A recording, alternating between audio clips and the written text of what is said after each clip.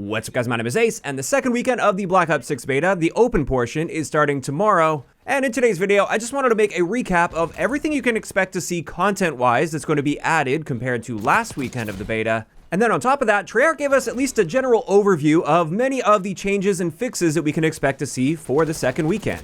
So we will be going through those points as well toward the end of the video. And without further ado, let's dive right into this, and let's talk about maps. In the second weekend for 6v6, we're going to be getting Babylon, and Babylon is quite a small, square-shaped map.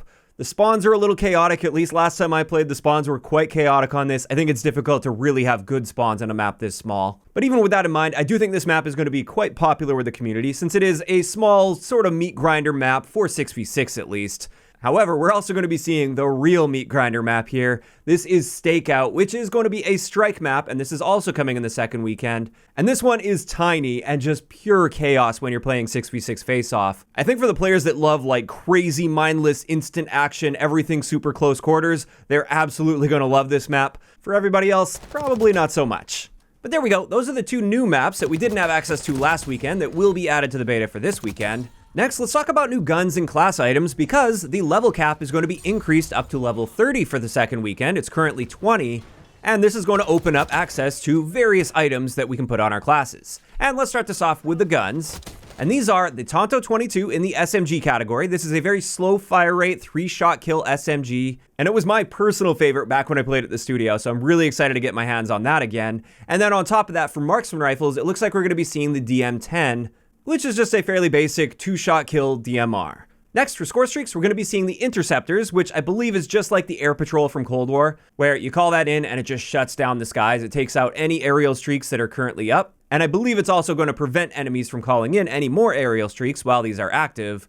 And then on top of that, we're going to be seeing the Chopper Gunner as the highest streak in the beta. As for new equipment, we're going to be gaining access to the Decoy Grenade for tacticals.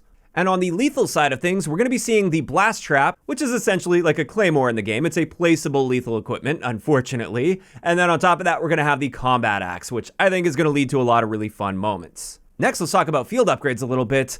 And with this week of the beta, we're gaining access to Sleeper Agent, which is that brand new field upgrade where when you activate it, for the duration that it is activated, you will appear as a teammate for enemy players.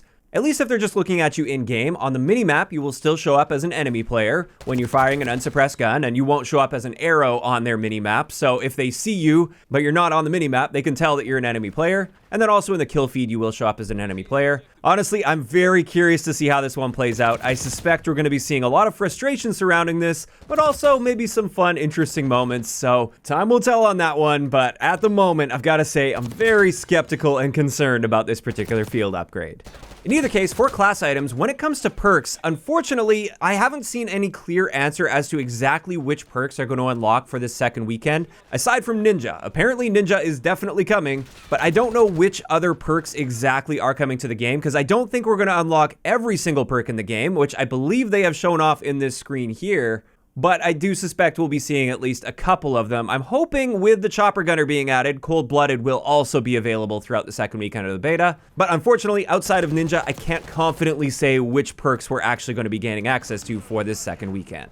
And this just leaves us with wildcards, and it does appear we'll be gaining access to the Gunfighter wildcard for the second weekend of the beta. And that's the one that gives you 3 extra attachments on your gun, so you can have a total of 8 attachments when using that wildcard. So there we go, that wraps it up for all of the content we can expect as far as class items for the second weekend. However, when it comes to game modes, it looks like for the second weekend, we're also going to be getting Gunfight, which I'm sure most of you guys are familiar with, but this is the mode that is 2v2. It's played on these strike maps, so they're really small maps, and it's a round-based mode where you're stuck with predetermined classes, although both teams get the same class every round. And there we go, that's the new content we can expect to play with over the second weekend of the beta that we didn't have access to in the first one. Next, before we get into the changes that Treyarch outlined, I also just want to remind you guys that new beta rewards will also be available in the second weekend, because up until now we have been capped at level 20, so the best you could do is get that Squash Operator skin so far, whereas in the second weekend, there's the new loading screen, animated calling card, and then finally the Bug Smasher blueprint for the XM4. And that's the one you get if you hit level 30. Now, let's finally get into some of the changes that Treyarch outlined that we can expect to see for the second weekend. So these are just the quick changes that they're able to make in a very short period of time. If you don't see a change you really wanted on this list, it doesn't necessarily mean that there won't be a change for launch. It's just these are some quick things that they were able to make some adjustments to. The first thing they mentioned after level cap being raised to 30, of course, which we already know, is weapon balancing. And they didn't go into any details here, but I suspect something is going to be happening to the Jackal. After that, they mentioned spawn tuning. And again, no details or anything here, but this is good to see. I'm glad to see they're already going to be trying some adjustments to spawn tuning. I by no means expect the spawns to just be fixed suddenly from weekend 1 to weekend 2. That's typically not the case. Typically, spawns require several iterations until they get into a good place. So all I'm hoping for here is that they're at least in a slightly better state than they were last weekend. Of course, time will tell on that, and I will continue to provide my feedback as the second weekend goes on. Another thing, they actually mentioned several days back, but they're going to be doing this for the second weekend. This is an increased weapon XP earn rate, which I think is great. Personally, for a beta build of the game, not only am I happy to see this increased weapon XP earn rate, but I honestly also think we should have double weapon XP, because betas shouldn't be so much about grinding through all of your guns to get your attachments, as much as playing around with things and really trying out a bunch of what the game has to offer so that you can provide the best feedback possible. And for many of the guns, especially the weaker ones, like I'd like to spend some time and unlock some of those later attachments and test them out, but my time playing the beta is limited and I don't want to be spending hours and hours struggling through the worst gun in the game while everybody's using the top meta gun in the game just so I can try out some attachments with that bad gun. I think they should really set us free so we can really branch out and use a bunch of attachments without having to grind super hard, because that's going to impact how good our feedback is going to be. If we don't have access to very much, we can't really give the greatest feedback on many of those items.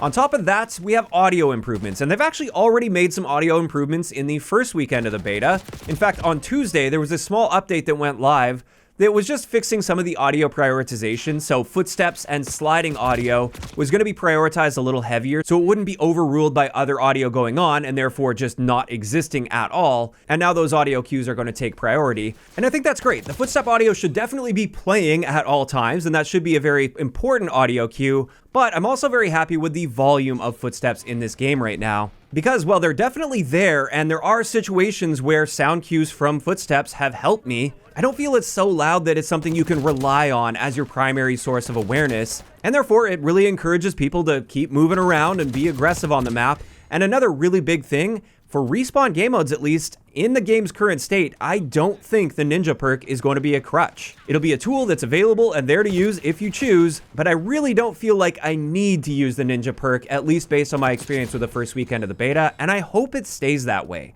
I have been seeing some people call for louder footstep audio, like we've seen in some previous years with Call of Duty, but I'm just really not a big fan of footstep audio overpowering gunfire audio around you and making it feel like a big punishment to be moving around the map if you're not using a ninja perk or covert sneakers, for instance.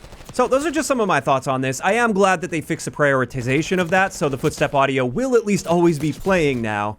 And also, I think the slide audio, they balanced quite nicely after that update as well. I noticed I can definitely hear those slides a lot more effectively, and I think that is a totally fair trade-off. If you're going to be slide canceling all over the place, well, in that case, I do think you should be much more audible than somebody that's just running. In either case, that just leaves us with one last point they made here on that tweet, and that is there will be bug fixes and more. So I'm sure just a bunch of minor adjustments and changes and fixes as well. And there we go. That is going to wrap it up for today's video as far as what we can expect for the second weekend of the beta for Black Ops 6. Now, I'm kind of curious. I don't know if Treyarch is planning on doing like a full-on blog post that's going into more detail as to what we can expect. And if that happens, I'll try to make sure I throw a video together for that one to go into more detail. But as of right now, this is what we know. And this is where I'm curious to hear from you guys in those comments down below. How are you feeling about things going into the second weekend? Are you guys quite happy with the adjustments they mentioned they're going to be making, even though they weren't really super specific with those? And is there any particular piece of content that you're really looking forward to checking out for the second weekend that we didn't have access to in the first weekend? Just let me know down below. If you enjoyed the video, a like rating is always appreciated. And don't forget to subscribe for more if you haven't already. I'll talk to you guys next time.